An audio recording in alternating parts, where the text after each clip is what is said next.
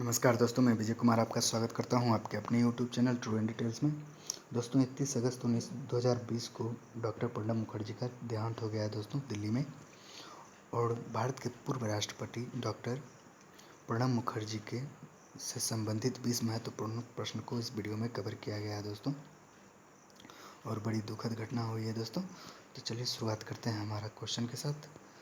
तो हमारा पहला प्रश्न है, प्रणब मुखर्जी का जन्म कब हुआ?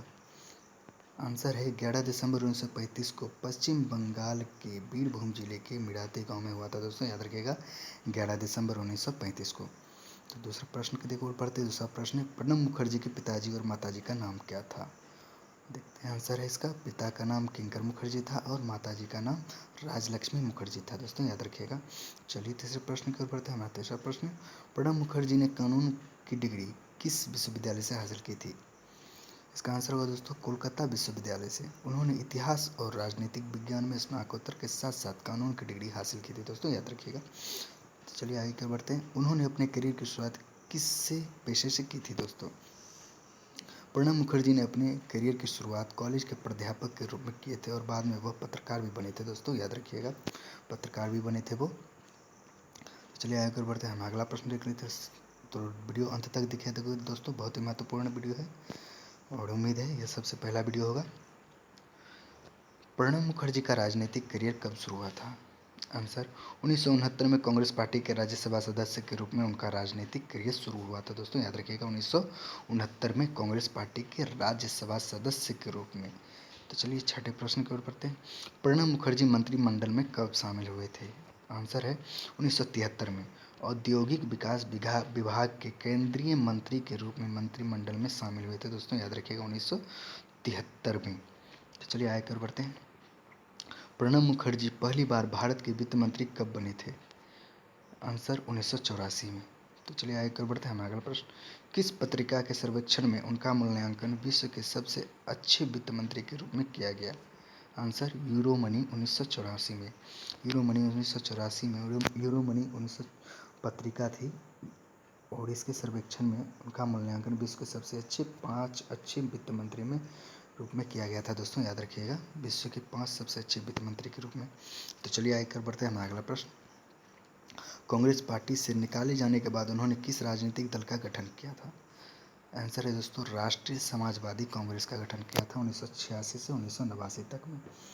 तो चलिए आगे कर बढ़ते हैं। प्रणब मुखर्जी पहली बार विदेश मंत्री कब बने थे? आंसर 1995 से 1996 पीवी नरसिम्हा राव के मंत्रिमंडल में बने थे दोस्तों, याद रखिएगा, पहली बार विदेश मंत्री बने थे 1995 से 1996 में पीवी नरसिम्हा राव के मंत्रिमंडल में। चलिए आगे कर बढ़ते हैं। धारा 123 समझौते पर हस्ताक्षर कब किए थे? आंसर है 10 अक्टूबर 2008 को। अमेरिकी विदेश सचिव कोंडोलीजा राइस तथा प्रणब मुखर्जी ने धारा 123 समझौते पर हस्ताक्षर किए थे दोस्तों, याद रखिएगा, 10 अक्टूबर 2008 को। चलिए आगे कर बढ़ते हैं। प्रणब मुखर्जी ने सार्क मंत्री परिषद सम्मेलन की अध्यक्षता कब की थी? आंसर है दोस्तों 1995 में। तो चलिए आगे कर बढ़ते हैं। हमारा अगला प्रश्न, प्रणब मुखर्जी को सर्वश्रेष्ठ सांसद का अवार्ड कब मिला था? आंसर है दोस्तों 1997 प्रणब मुखर्जी को सर्वश्रेष्ठ सांसद का अवार्ड मिला था दोस्तों, याद रखिएगा। चलिए आगे बढ़ते हैं। 14वां प्रश्न, भारत के दूसरे सर्वोच्च नागरिक पुरस्कार पद्म विभूषण से प्रणब मुखर्जी को कब नवाजा गया? इसका आंसर होगा दोस्तों 2008 में भारत के दूसरे सर्वोच्च नागरिक पुरस्कार पद्म विभूषण से प्रणब मुखर्जी को सम्मानित किया गया था दोस्तों, याद रखिएगा 2008 को। ये सारे के सारे महत्वपूर्ण क्वेश्चन है दोस्तों, आगामी परीक्षा में पूछे जा सकते हैं।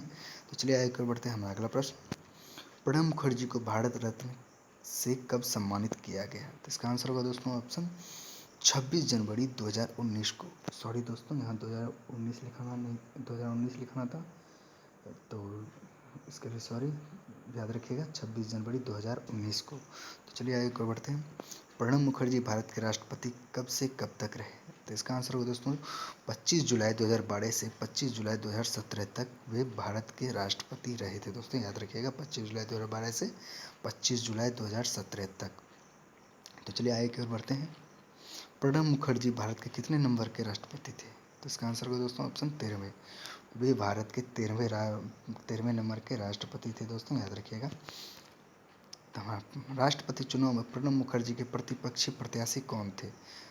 तो इसका आंसर होगा दोस्तों पीएस संगमा। पीएस संगमा इनके प्रतिपक्षी प्रत्याशी थे दोस्तों, याद रखिएगा।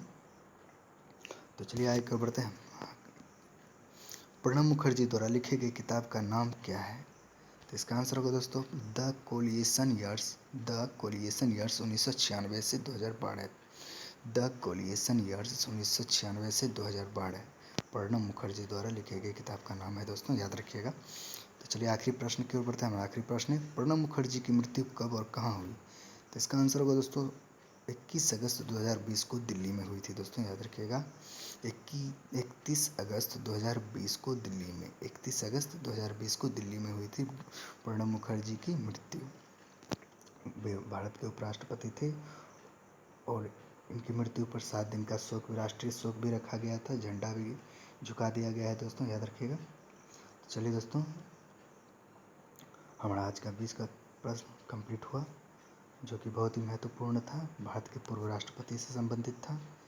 और उम्मीद है दोस्तों ये वीडियो पसंद आया होगा। अगर वीडियो पसंद आया हो तो लाइक कर दीजिएगा और शेयर कर दीजिएगा, और मेरे चैनल को सब्सक्राइब करके बेल आइकन को ज़रूर दबा दीजिएगा, ताकि इस तरह की जितनी भी वीडियो मैं डालता हूँ उसका नोटिफिकेशन सबसे पहले आपको पहुँचे। तो चलिए दोस्तों, ये 20 जो प्रश्न थे दोस्तों, बहुत ही महत्वपूर्ण प्रश्न थे आगामी एग्जाम के लिए। उम्मीद है आप लोगों को पसंद आया होगा। तो चलिए दोस्तों, आज तक के लिए इतना ही। बहुत बहुत धन्यवाद। जय हिंद, जय भारत।